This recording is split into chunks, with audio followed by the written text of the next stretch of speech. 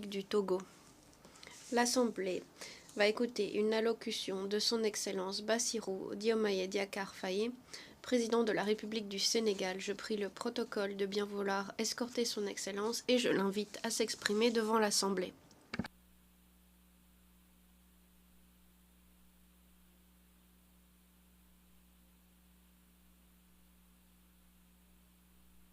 Président de l'Assemblée générale, Mesdames, Messieurs les chefs d'État et de gouvernement, Monsieur le secrétaire général, Madame la secrétaire générale adjointe, Mesdames, Messieurs, distingués invités.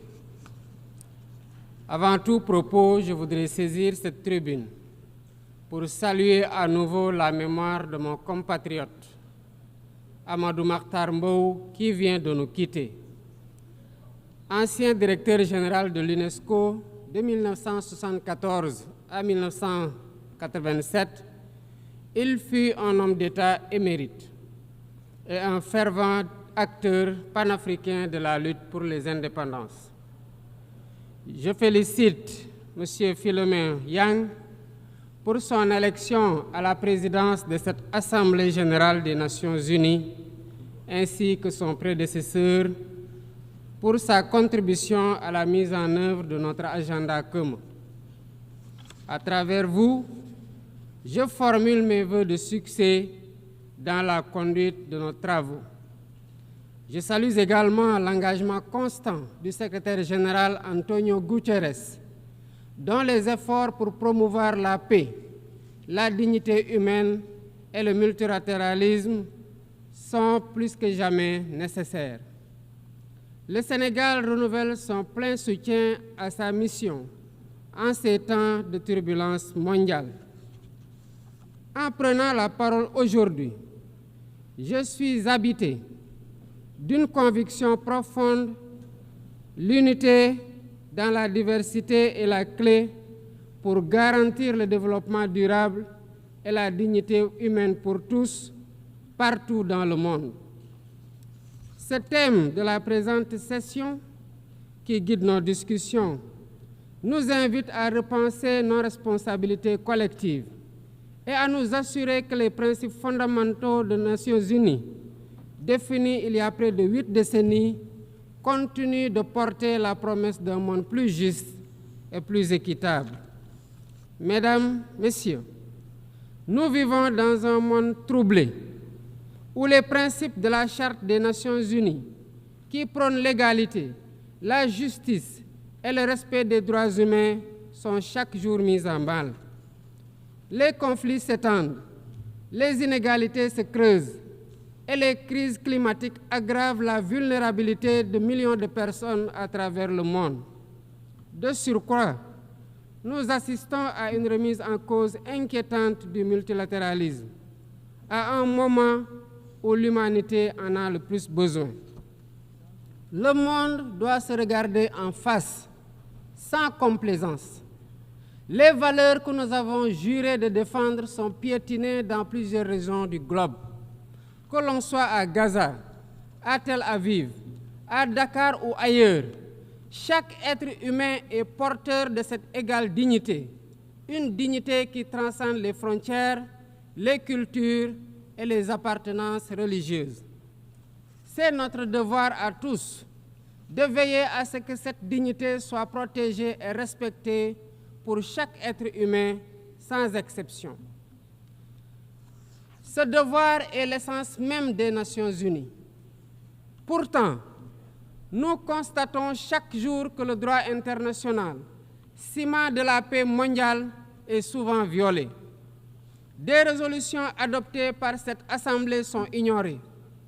En tolérant ces violences répétées, nous foulons aux pieds les principes de la Charte des Nations unies et sapons les fondements même de cette maison de la paix. Jamais les fondements des Nations unies n'ont autant vacillé qu'en ces temps de violence et de peur et d'incertitude. Si nous voulons éloigner le spectre de la guerre et œuvrer à l'avènement d'un monde meilleur, alors il est temps de changer les paradigmes. Il est temps de remettre l'humain au centre de l'agenda international comme nous y invite le thème de cette session.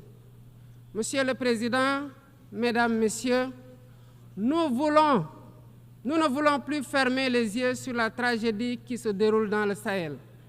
Des groupes terroristes sèment la terreur, pillent, tuent les populations civiles innocentes.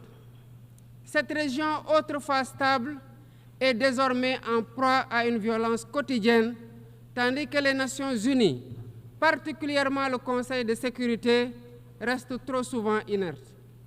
De même, nous ne pouvons pas accepter que le Sahel devienne le théâtre de rivalités de puissances étrangères dont les affrontements ne font qu'aggraver la déstabilisation de la région.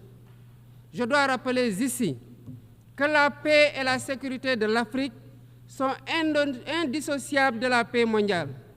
Il est impératif que le Conseil de sécurité remplisse pleinement son rôle de garant de la stabilité internationale.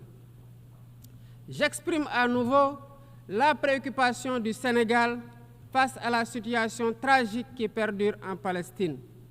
Des générations entières y ont grandi sous l'ombre de l'oppression, privées de leur droit fondamental à un État viable. Le Sénégal, en tant que président du Comité pour l'exercice des droits inaliénables du peuple palestinien, appelle à un cessez-le-feu immédiat et durable. Nous réitérons notre soutien à la solution des deux États, avec Jérusalem-Est comme capitale de la Palestine, conformément aux résolutions pertinentes des Nations Unies. Cette guerre qui n'épargne ni femmes, ni enfants, ni infrastructures vitales est une plaie ouverte sur la conscience internationale. Il est impératif que le droit international humanitaire soit rétabli dans toutes les zones de conflit et que les Nations Unies jouent pleinement leur rôle de médiateur et de garant de la paix. Mesdames et Messieurs, la paix n'est pas seulement l'absence de guerre. La paix, c'est aussi la possibilité pour chaque être humain de vivre dans la dignité, de se nourrir, de se loger, de s'éduquer et de recevoir des soins. Or, aujourd'hui, plus de 750 millions de personnes ne mangent pas à leur faim et des millions basculent chaque jour dans l'extrême pauvreté. Ces chiffres éloignent de plus en plus le monde des objectifs de développement durable fixés pour 2030. Nous ne pouvons plus accepter que les mécanismes de gouvernance mondiale continuent de reproduire ces inégalités.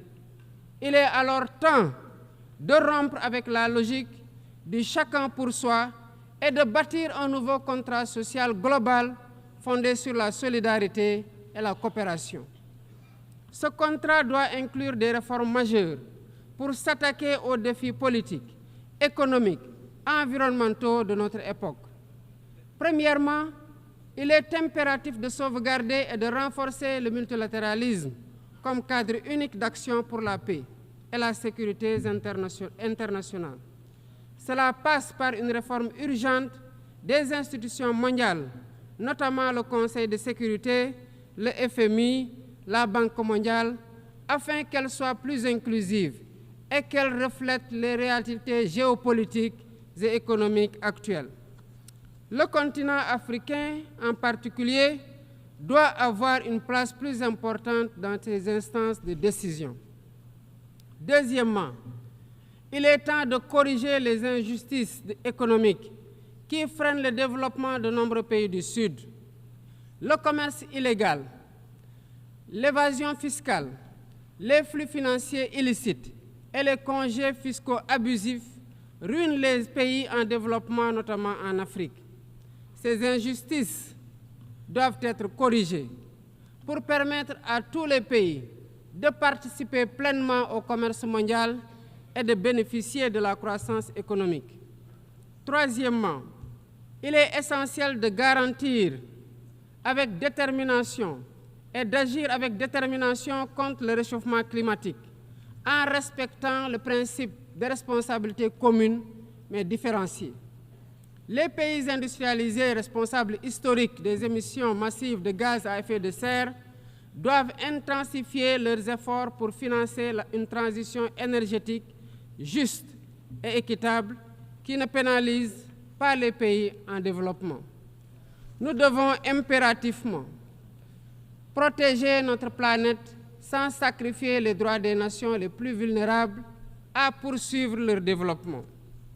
Quatrièmement, il est nécessaire de rompre avec toute tentative d'imposer des normes civilisationnelles unilatérales. Depuis son indépendance, le Sénégal a toujours défendu l'égale dignité des cultures et des civilisations. Et cette diversité doit continuer à être la base de la coexistence pacifique entre les peuples. Aucune nation ne devrait imposer aux autres ses pratiques ou ses valeurs comme normes universelles. Le respect des différences est le fondement de la stabilité et de la paix dans le monde. Mesdames et messieurs, le Sénégal est fermement engagé dans cette voie. Nous avons choisi de bâtir un État résolument tourné vers le développement durable avec des initiatives ambitieuses dans des domaines tels que les énergies propres, la souveraineté alimentaire et la gouvernance transparente. Mais nous savons que pour réussir, nous avons besoin de l'action collective et de la solidarité internationale.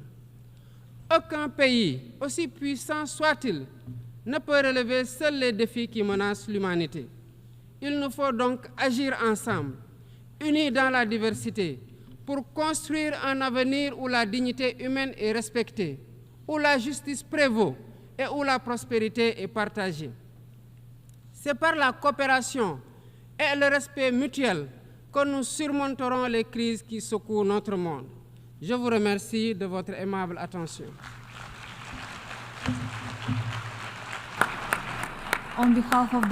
Au nom de l'Assemblée, je remercie le président de la République du Sénégal.